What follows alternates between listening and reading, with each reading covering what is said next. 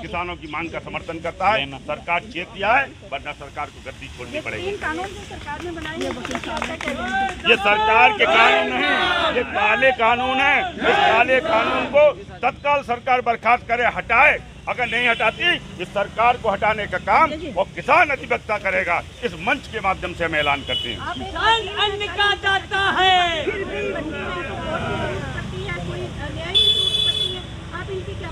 देखिए, किसानों की कोई भी समस्या होगी, हमारे बीच में हमारे साथी जी खड़े हैं, ऐलान कर।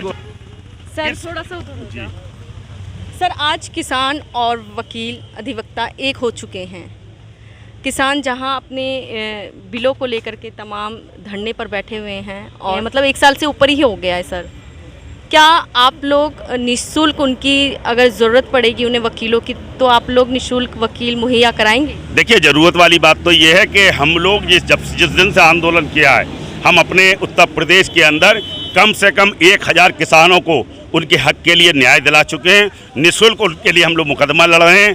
और ये हम इस चैनल के माध्यम से भी हम आपको बता देना चाहते हैं, ये सरकार में बैठे हुए लोग निकम्मे हैं। किसी पे भी NSA लगा सकते हैं, किसी पे भी धारा लगा सकते हैं। किसान को जो चोर बताते हैं, किसान के लोगों को, किसान के बेटे को बेईमान बताते हैं, जबकि पूरी जांच करा लीजिए। चाहे नोटबंदी का मामला हो, चाहे किसी घोटाले का मामला हो, आज सरकार ही दोषी है। किसान आज भी अनहोगा रहा है।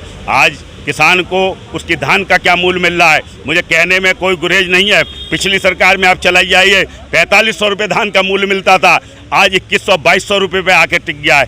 आधा रेट कर दिया किसान के। और आज डीजल और पेट्रोल के जो दाम है, 100 रुपये लीटर डीजल हो गया है। किसान को बिजली की बात कर लीजिए, आज किसान को 8 घंटे बिजली नहीं मिल रही। आज टेल पे जाके देख लीजिए, आज पानी नहीं आ रहा है। आज चले जाइए, किसान की मेड़ काटने का काम अगर कोई कर रहा है, सरकार के पटवारी कर रहे हैं, लेखपाल कर रहे हैं, सरकार उनके खिलाफ नहीं बोल पाई।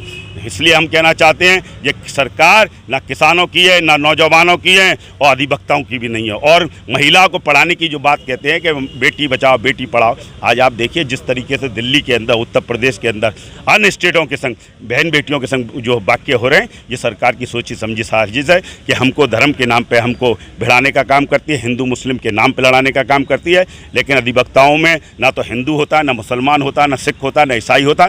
इसी तरह किसान में नहीं होता। किसान किसान है, अधिवक्ता अधिवक्ता है, और किसान अधिवक्ता एक हो चुके हैं। ये लड़ाई हम लोग संसद तक लड़ेंगे। मनोज सक्सेना। सर, जिस तरीके से सरकार कह रही है कि कृषि जो 3 बिल आए हैं, कृषि कानून बिल, ये उनके फ़ायदे के लिए हैं। आप वकील हैं, आपने उन बिलों को पढ़ा भी है, क्या लगता है क्या खामियां हैं उन बिलों में? बहुत सारी खामियां हैं। सरकार अपने मनमानी तरीके से अपने रेट के हिसाब से चलाना चाहते, किसानों को एक तरीके से बंधुआ मजदूर बनाना चाहती है, जो कि किसान एक अपनी आज़ादी से, अपनी स्वच्छता से अपने सामान को नहीं बेच सकता, अपने सामान की सुरक्षा नहीं कर सकता। इसलिए सरकार जो है अपने तरीके से चाहती है, अगर किसान का सामान 100 रुपये का है तो सरकार उसको अपनी मर्जी से 50 रुपये में खरीदना चाहती है। ऐसा नहीं चलेगा। जो किसानों को जो बहुत बड़ा नुकसान हो रहा है, किसानों की जो फसल बर्बाद हो रही है, सरकार उसको कहीं भी किसी तरीके से कोई सहयोग नहीं कर रही है, किसी के तरीके से कोई ध्यान नहीं दे रही है। पार्टी वाले इन्हें भड़का रहे हैं, ये कानून जो आए, ये बिल जो आए हैं, ये इन्हें सही है, इनके फायदे के लिए? नहीं, बिल्कुल नहीं है। ये सरकार का झूठा आरोप है। बिल्कुल किसान समझदार हैं, किसान पढ़े लिखे लोग हैं, किसानों को सबको पता है हम पहले किसान हैं, बाद में वकील हैं। तो आप इनके साथ पूरा सहयोग करेंगे? बिल्कुल, तन मन धन से हमारा पूरा अधिवक्ता समाज किसानों के साथ है, साथ खड़ा रहेगा। जहाँ जहाँ जरूरत होगी किसानों को हम पूरा सहयोग करेंगे। नाम से? Doctor A.S. शास्त्री, एडवोकेट।